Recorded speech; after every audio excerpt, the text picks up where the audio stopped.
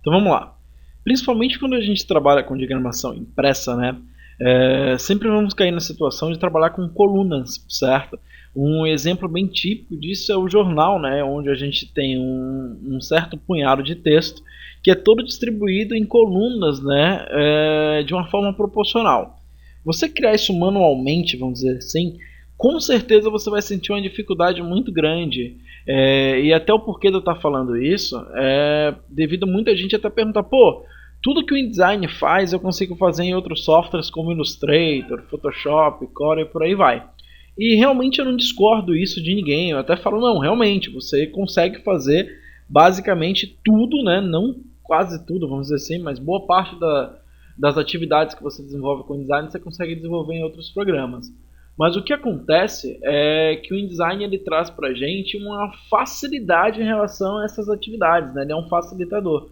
Entre várias dessas facilidades que vocês vão perceber, uma delas é já fazer a criação do documento com colunas, onde por padrão o InDesign ele cria o documento com uma única coluna, e essa coluna ela depende completamente dessa propriedade chamada de Guilder.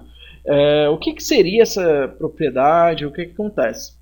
A partir do momento que eu crio as colunas, vamos por exemplo, vem aqui vou pôr umas 3 colunas para a gente e deu um ok. No momento que você faz isso, você percebe que as 3 colunas foram criadas, isso dentro da área da margem, é interessante vocês perceberem isso. E aí entre essas colunas é orientado esse espaço, logo aqui, né, a partir do término de cada uma delas. Esse espaço é o Guilter, que é a distância, né, que vai ser assumida entre cada coluna, o que ajuda muito você ter um controle, né, da forma que vai funcionar.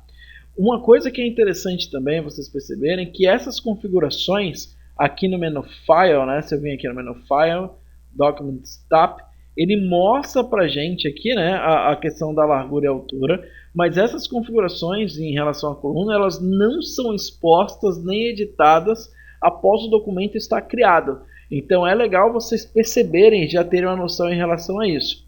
E além da coluna, que é algo muito simples de se entender, vou até criar outro documento aqui pra gente, nós temos duas propriedades que acontecem, que é o Bleed Slug, que ficam aqui ó, logo embaixo, né, aqui pra gente. Para os usuários que estão com macOS, ela aparece também da mesma forma, ou com o botão de mais opções, até para a galera que está trabalhando com versões mais anteriores, mais antigas, né, vamos dizer assim.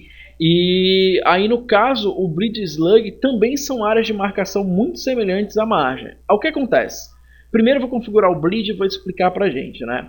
O Bleed ou a sangria, como todo mundo conhece, é aquela área que comercialmente é chamada de área de corte, que é a área onde você pode muito bem pegar o que você fez a impressão, tal, o que foi impresso, e a partir do momento do recorte com a guilhotina ou algo parecido, aquela área se retirada, ela não vai fazer falta no nosso elemento.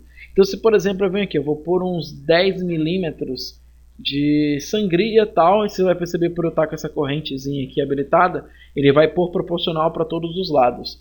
Então no momento que eu faço isso, no que eu der um ok, você percebe que é criado, né, uma linha vermelha expondo para a gente a área de corte. Então você pode estar criando, até vazando um pouco aí essa área tal, que aí no momento do recorte do elemento, essa área vai ser subtraída e não vai causar nenhum problema de visualização para o seu projeto. Mas além disso, além dessa área de corte, como a gente costuma chamar, a sangria também é responsável em estar posicionando para a gente ou dando uma noção para o cara que está desenvolvendo a área que é chamada de pinça, a pinça da impressora. É algo que pouca gente até comenta, tá, mas é interessante vocês terem noção. O que acontece? No momento que você faz a impressão do elemento, certo? Vou dar um exemplo de um jornal, né? Vou voltar para o exemplo do jornal. Vocês vão perceber que em algumas situações, em cima do jornal, você recebe aquelas dentações, né? Ou ele vem meio que mastigado em cima. Aquela área ali é a área da pinça, das garras da impressora ou aonde o recorte foi feito.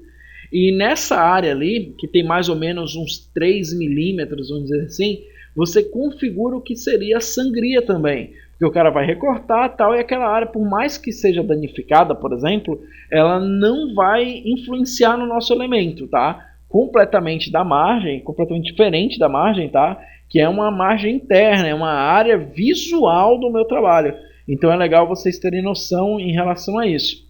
Só que além da margem e da sangria, que são essas duas marcações que nós encontramos, vocês vão perceber que logo abaixo, só criar aqui um novo documento, vocês vão possuir essa outra configuração aqui chamada de slug, que essa sim pouca gente configura e, sendo muito sincero, muita gente não acha nem necessário usar. O que acontece?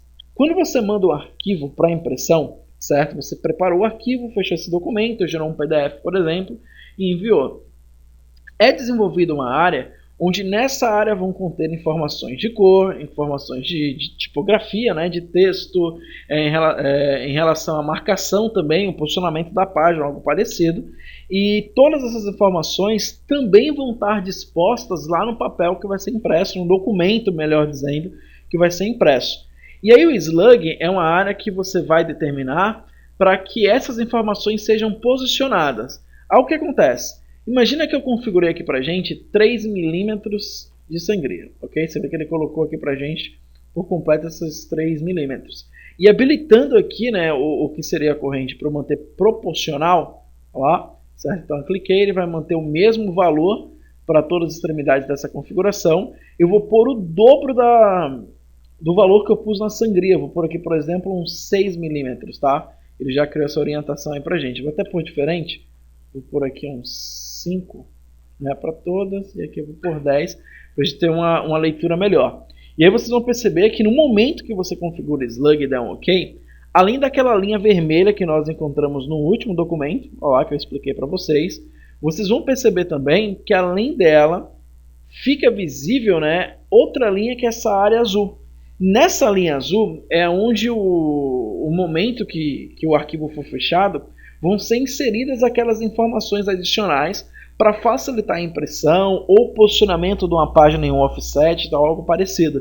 E é bom vocês perceberem que essa marcação, né, o slug, ele começa a ser contado da página.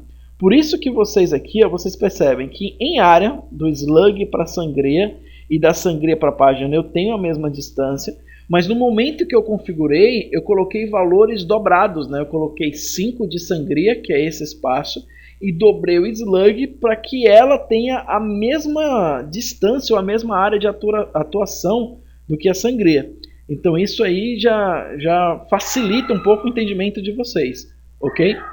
Então, tá aí esse controle, essa ideia de como vai funcionar, tá? E aí na próxima aula eu já começo a trabalhar gerando elementos para vocês, ok? Então, até a próxima.